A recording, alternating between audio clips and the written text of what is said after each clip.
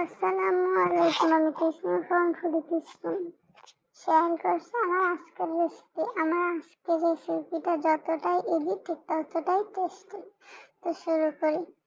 প্রথমে কড়াইতে কিছুটা তেল এবং তার মধ্যে স্বাদ মতন লবণ দিয়ে সেগুলোকে মিক্স করে তার মধ্যে কিছুটা চিংড়া মাছ ছেড়ে দিলাম। চিংড়ি মাছগুলো ভাজা ভাজা হওয়ার পর তাতে আবার কিছুটা তেল এবং পেঁয়াজ, রসুন এবং কাঁচামরিচ দিয়ে ভালোভাবে কষিয়ে নিলাম।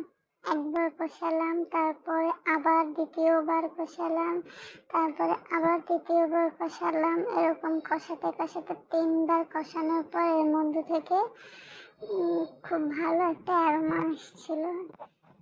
অ্যারোমাটা সারা রান্নাঘর ছড়িয়ে পড়েছিল। ঠিক সেই সময় অ্যারোমা তরকারি যত কষাবে তার স্বাদ এবং অ্যারোমা আরো বাড়বে, আরো ছড়াবে চারিদিকে, আরো টেস্টি হবে তরকারি।